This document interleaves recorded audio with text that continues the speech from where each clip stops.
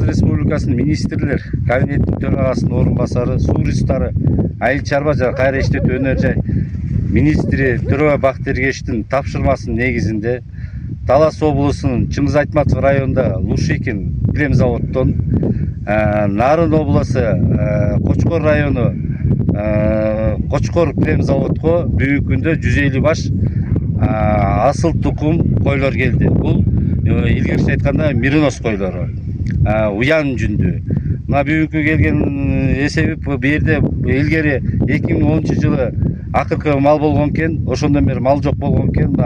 Быйыл биринчи болуп 15 жылдан бери ушул жерге жайлоосуна ак уян жүндүү мамлекеттикке келип атат. Буга чейин бул плем заводдо 24 жылы мамлекеттик жергиликтүү бийликтин жардамы менен биз сарайларды алганбыз. Бир сарайды кайтарып алганбыз соттун чечими менен. Андан башка 217 гектарды быйыл көз акчасын алдык. Ушул плем заводко тийиштүү. Ушундан колдонуп айтып кетем, ушу жергиликтүү бийликтин жетекчилери, акимчиликке, ошол госрегистрдин начальниги, мындайча кадастрдын жетекчисине, ошо зам акимдерге чоң рахмат. Ушу бизди колдоп, ушу жардам берип, бүгүнкү күндө ушу көз актыларды алдык. Бул көз актылар менен жерлерди, бул Тоют багытында болот. Тоюттарды жыйно ушу малдарга. Бул мындайча айтканда быйылкы биринчи аракетибиз, келерки жылдары дагы мындан да көбөйткөнгө аракет кылабыз.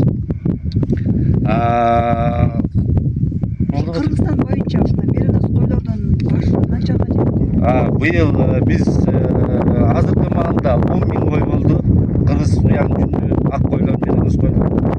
Бүгүнкү күндө ар бир региондо бизде мисалы Ошто, Кара Суу районунда, Талас областында, Чыңгыз Айтматов районунда,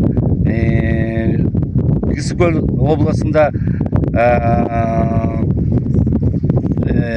Жетөгүз районунда, анан кийин Нарын областында өзүндө Тяньшанда бардыгы биригип быйылкы күндө 10.000 кой жеттик. Кудайым буйрса эки жылы мындан да көбөйтөлү деп атабыз. Мунун асыл эмеси, артыкчылыгы бул мына билип атасыздар, жайыт маселеси өтө оор маселе болуп атат. Бул ак койдун бир жакшы жери көп тебелебейт. Бул акырындап жылып жейт өзү. Анан кийин мунун жүнү, мына 3 жылдан бери жүнүбүз өтпөй аткан, былтыр ушу биздин министрибизге чоң рахмат Бактыр Эргечке. Ушунун тапшырмасы негизинде былтыр жүндөрдү өткөздүк. Быйыл уже жүндөрдү дагы дайындап атабыз. Былтыр 200 сомдон килограммын өткөзгөнбүз. Быйыл азыр сүйлөшүүлөр жүрүп атат. Анан булардын жүнү дагы, сапаты дагы биздин Кыргызстандыкы өтө күчтүү экен, жакшы экен.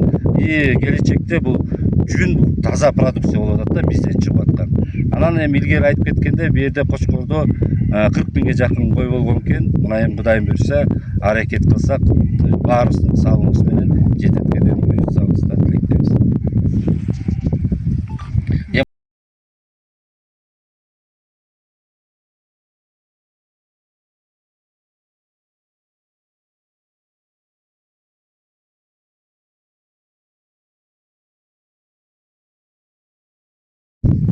Ошол Эркин Мирбек мырза, мынакей биз Талас облусунун Чыңгыз Айтматов районунан Лушикин КПЗ асыл тукум жарбасынан Кочкор районуна, Кочкор элине Сумода деп, Буюткуга деп 150 баш козу уктап келип берип атабыз.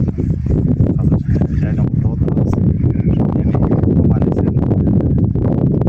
Баягы малыңар көбөй берсин, тоңор, жайлооңор малга толман. Ошо жакшылыктар боло берсин. Жакшы ийгиликтерди жеткизип жүрө бериңиздер. Кабыл алып коебуз сен дисте ошо 150 заводу 150 баш козу Кочкордо кабыл алдык. Жана өлкөдө өскөнгө биз аракет кылабыз. Эндиги жылы канча баш болот? Эмди жылы 300 баш болот. Азыр алайм. Мен өз демесинде фонда тартып алып ойлор кетип атат. Сүрөткө дейсиң.